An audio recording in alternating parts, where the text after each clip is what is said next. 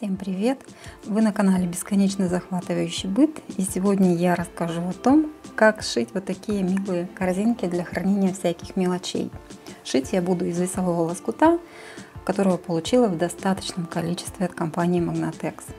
Для работы мне понадобится два вида ткани. Я буду использовать бязь. Размер ткани максимальный должен быть 30 сантиметров по ширине.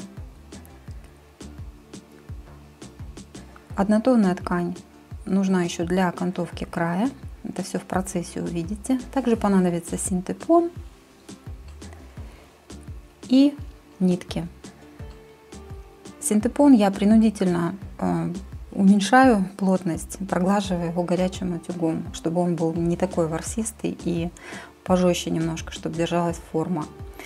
Из всех трех составляющих вырезаем такие заготовки. Это должен быть примерный квадрат со стороной 30 сантиметров, также квадрат со стороной 27 и третий квадрат со стороной 25 сантиметров. Складываем ткани лицевой стороной наружу, между ними прокладываем синтепон и все скалываем иголочками для стежки. Аккуратненько. Дальше я не разрисовываю всю ткань для стежки, я делаю две линии, провожу для того, чтобы первые строчки сделать, а потом уже после того, как сделаю строчку с одной и с другой стороны, буду пользоваться вот такой вот линейкой направителем. Это позволяет не чертить лишние полосы на ткани. Вот видите, очень удобно. Первую строчку делаем, потом уже линеечка-направитель нам показывает, где прокладывать следующую строчку. Вот такие стеганые красивые детальки у нас получаются. Я использовала декоративную строчку, она придает свой шарм нашим будущим корзинкам.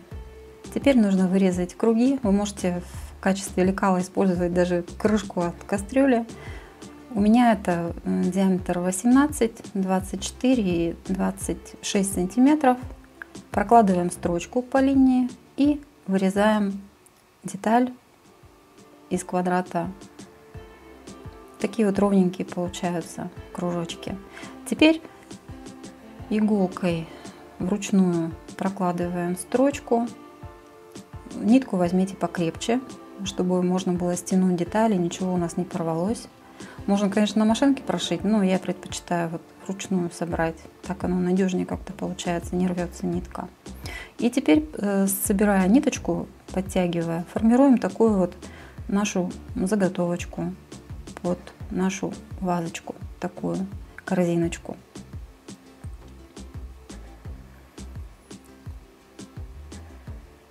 Закрепляем нитку, потому что она останется, поэтому нитку берите в тон, чтобы ничего сильно не отличалось от ткани, нигде там не выглядывало.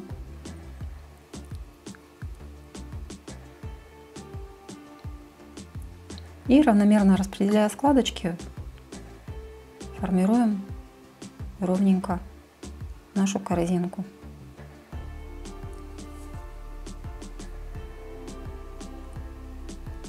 Вот такая получилась заготовка. Точно так же поступаем и с двумя оставшимися деталями.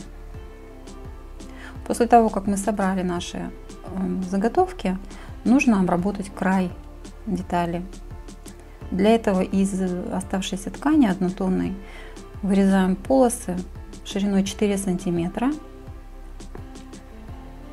и заглаживаем с одной стороны на 0,5 сантиметра. Делаем такую косую бейку, не настоящую. Пришивать ее мы будем с внутренней стороны. Не очень удобно, но придется как-то изловчиться.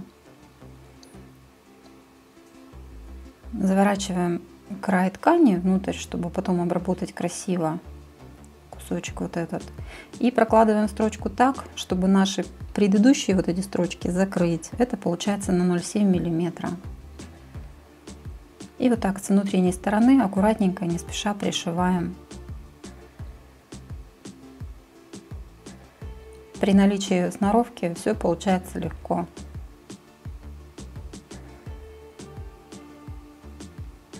После того, как все пришито, выворачиваем на другую сторону нашу бейку или окантовочную вот эту полосочку. И теперь аккуратненько, закрывая все предыдущие строчки, руками пришиваем ручным швом потайным. Нитки нужно взять тоже в тон.